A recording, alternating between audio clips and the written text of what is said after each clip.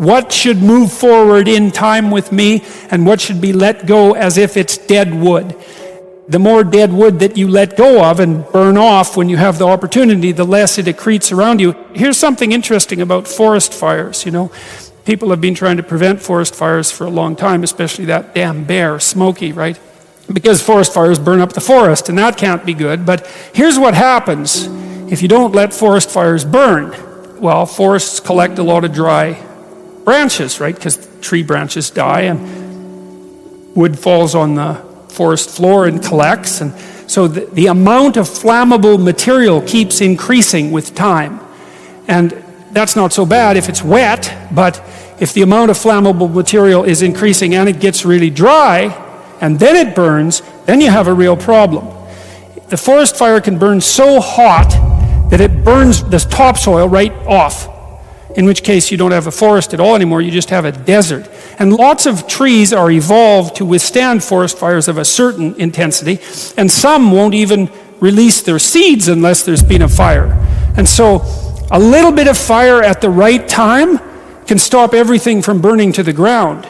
And that's also a really useful insight, a metaphorical insight into the nature of sacrifice, right?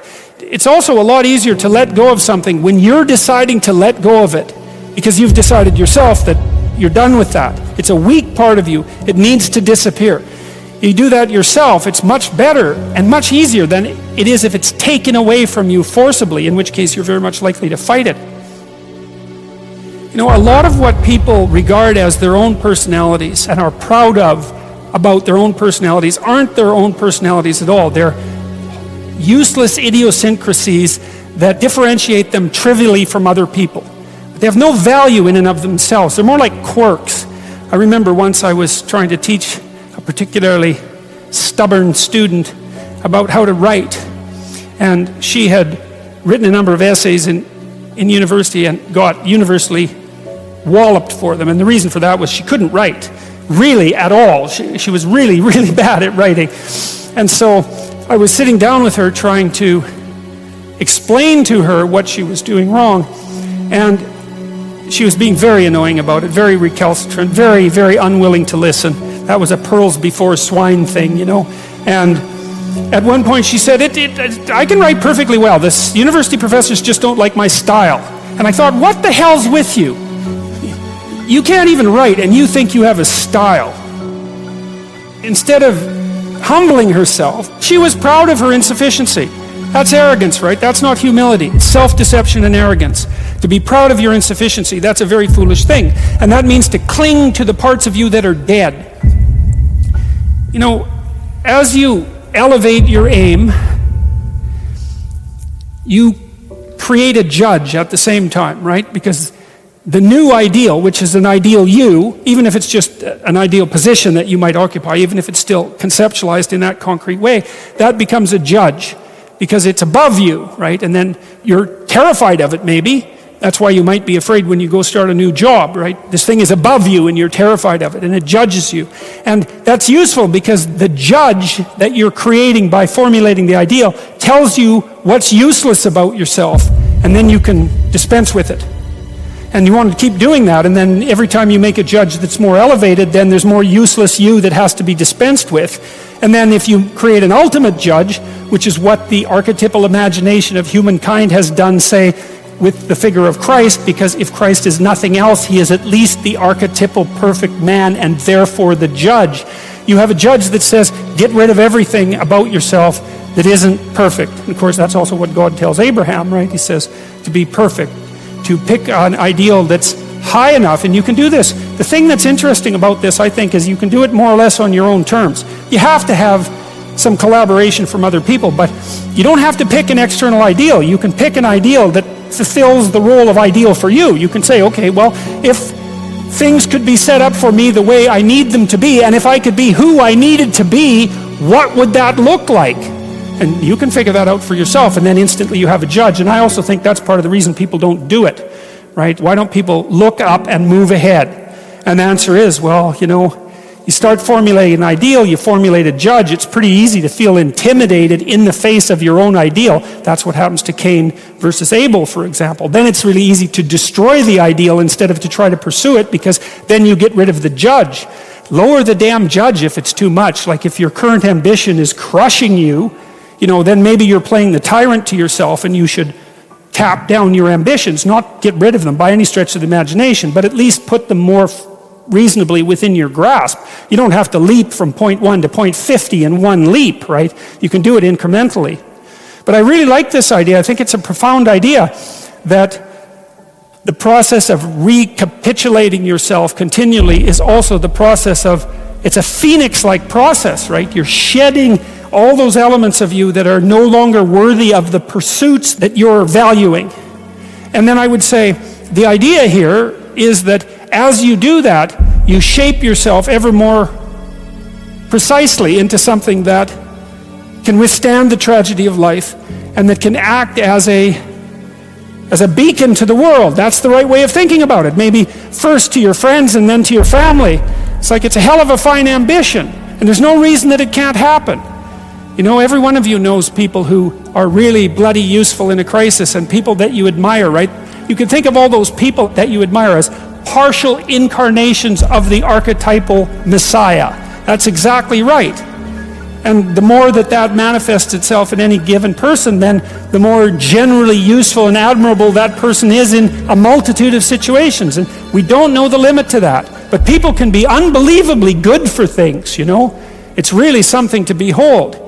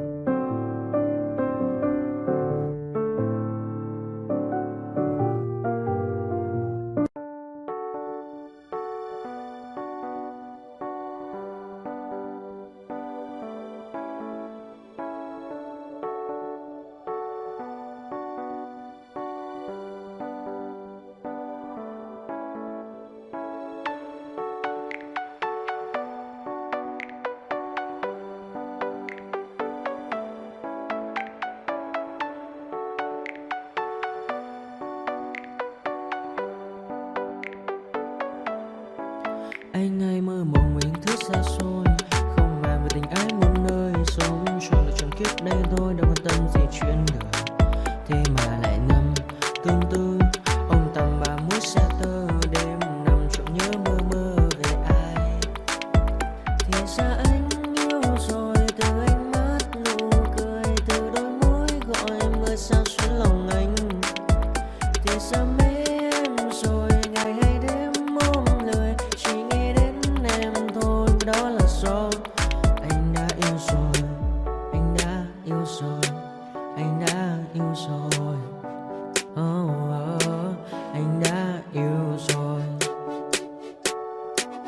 anh đã yêu rồi, anh đã yêu em mất rồi.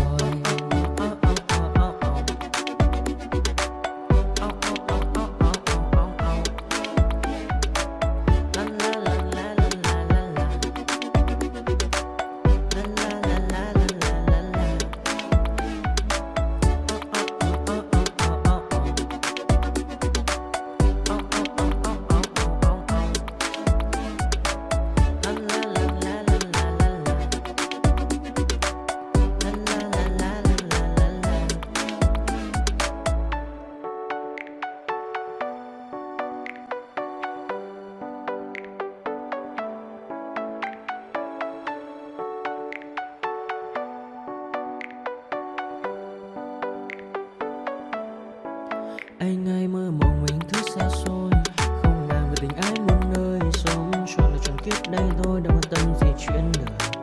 Thế mà lại nằm tương tư, ông tầm bà mối xa tơ, đêm nằm trộm nhớ mơ mơ về ai.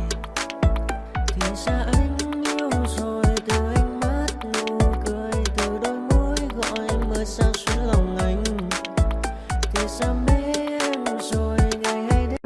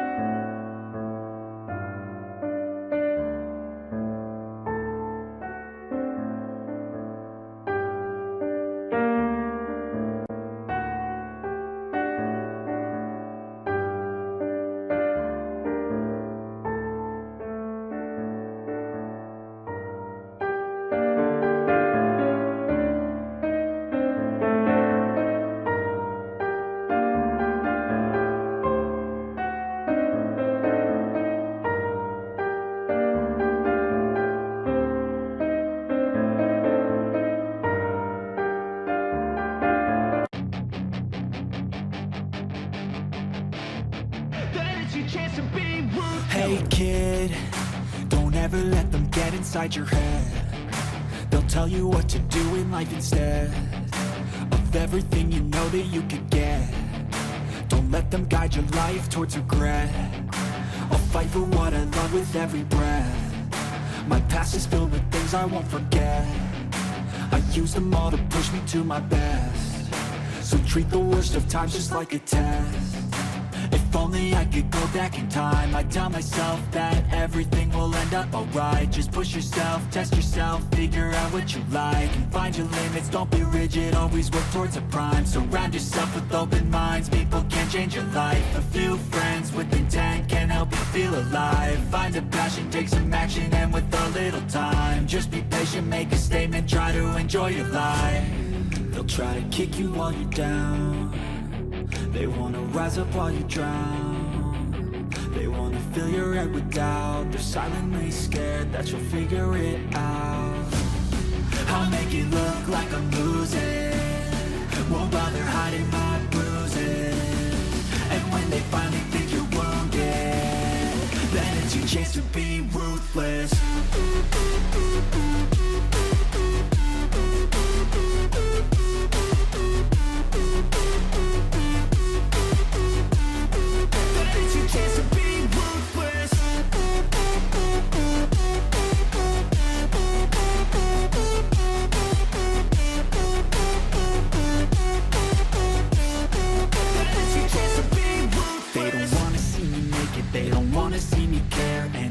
Make some progress, I can see that they compare. I think everyone's against me, maybe something in the air. Am I paranoid? I swear a void is forming and they're scared I walk a